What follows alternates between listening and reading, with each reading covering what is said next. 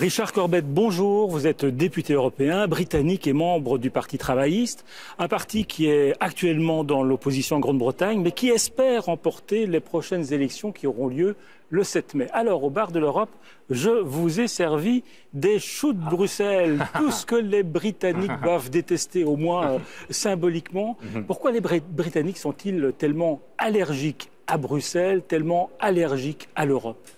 Pas tous les Britanniques. Le Parti conservateur au pouvoir est plutôt allergique. En fait, ils sont très divisés sur l'Europe avec une aile anti-européenne et une aile relativement plus modérée qui est pro-européen. Pour nous, les partis travaillistes, nous ne sommes pas allergiques à Bruxelles, loin de là. Les libéraux non plus, les Verts non plus. Donc, Quand David Cameron dit l'Europe coûte trop cher aux Britanniques, c'est du populisme? Un peu. C'est vrai que la contribution nette britannique est parmi les plus grands en Europe. Nous payons, même après le fameux chèque britannique qui retourne un petit peu, nous payons par tête d'habitant plus que la moyenne. Donc ça coûte, mais par rapport aux bénéfices de l'Europe, c'est pas grand-chose. N'oublions pas que tout le budget européen, c'est 1% du produit intérieur brut de l'Europe. C'est petit comparé au budget national. La Grande-Bretagne sans l'Europe, ce serait inimaginable pour vous. On sait que David Cameron a promis un référendum. S'il est élu après les élections du 7 mai, il y aura un référendum sur le maintien de la Grande-Bretagne au sein de l'Europe. Sortir, ce serait le suicide économique et une folie politique. Pourquoi il le fait alors, David Cameron? Parce que son parti est déchiré sur l'Europe. De façon de sauver face jusqu'après les élections. Il dit, après les élections, on va renégocier un nouvel accord, etc., au niveau européen. Et ensuite, on laissera le peuple décider. C'est une façon de renvoyer le problème et de garder son parti ensemble pour les élections.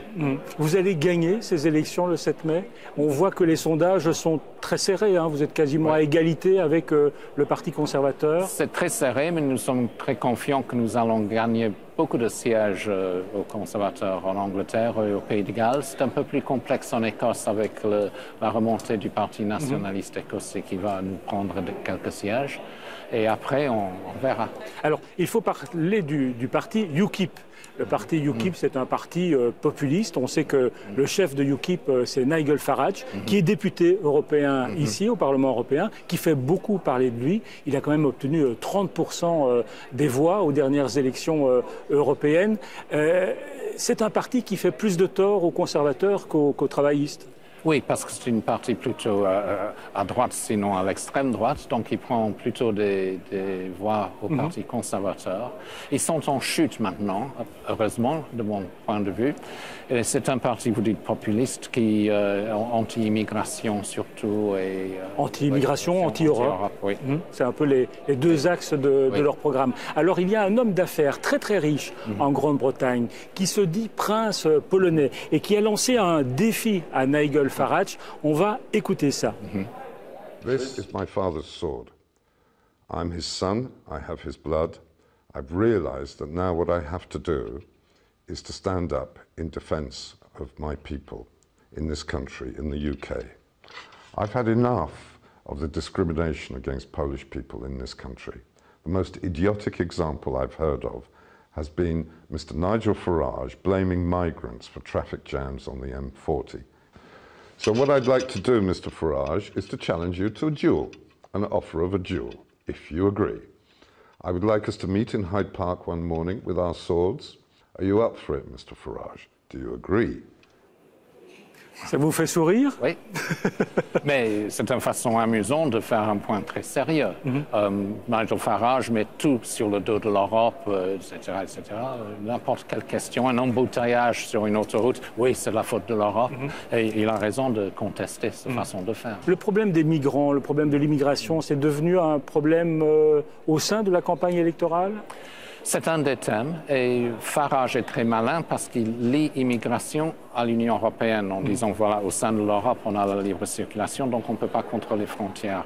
Mais en fait, la majorité des migrants au Royaume-Uni viennent de dehors de l'Europe, pas de l'Europe. Au sein de l'Europe, il y a plus ou moins le même nombre de Britanniques dans d'autres pays de l'Union européenne qu'il y a des gens d'autres pays de l'Union européenne au Royaume-Uni, c'est équilibré, donc ce n'est pas un problème. Surtout qu'ils payent plus comme contribution fiscale qu'ils ne prennent, qu'ils ne coûtent. Donc c'est un bénéfice. Alors, si vous remportez ces élections le 7 mai, qu'est-ce que vous allez apporter au pays? Parce que la Grande-Bretagne se porte plutôt bien, elle est en bonne santé, le chômage est au plus bas. C'est un pays qui se porte bien au sein de l'Union européenne, en tout cas. Nous ne sommes pas tout à fait en bonne santé. C'est vrai que le chômage a diminué, mais à cause d'un grand nombre d'emplois très précaires qui ont été créés. Et il y a une baisse du niveau de vie de l'homme et de la femme moyen. C'est surtout le pourcentage le plus riche qui a bénéficié. Et on a aussi beaucoup porté atteinte aux services de santé, le fameux National Health Service que nous avons. D'un côté, c'est vrai, il faut réduire les déficits, surtout si on est déjà très endetté. Il faut faire ça. Mais il y a différents moyens de le faire. Il y a la voie austéritaire, seulement en coupant les dépenses. Et il y a des façons de faire beaucoup plus équilibrées, en puisant sur les recettes aussi, et surtout en cherchant à arrêter l'évasion fiscale, qui est massive en Europe. Le total de toutes les évasions fiscales en Europe est aussi grand que tous les déficits de l'Europe. Là, il faut vraiment faire quelque chose ensemble. Richard Corbett, prenez une petite boule surprise avec une question surprise. Vous n'avez pas peur. Qu'est-ce que c'est? Vous la lisez à haute voix. Voilà. Alors, la question. En politique comme en football, ce n'est pas toujours le meilleur qui gagne. Il faut rappeler que vous êtes un grand amateur de football. Oui. Vous étiez capitaine de l'équipe quand vous étiez aux études. Oui, c'est ça. Et je suis supporter de Liverpool, qui est une grande équipe européenne, 5 fois champion d'Europe. Mais c'est vrai que ce n'est pas toujours la meilleure équipe qui gagne. On peut regarder certaines Coupes du Monde, les Pays-Bas contre l'Allemagne en 1974, la Hongrie contre l'Allemagne en 1954. Et en politique, c'est la même chose. Ça peut arriver en politique. Nous, on a perdu les dernières élections, bien qu'on était bien évidemment les meilleurs. Richard Corbett, merci d'être venu au bar de l'Europe. Et on va s'attaquer à ces choux de Bruxelles, même si Bruxelles n'est pas chou pour tous les Anglais.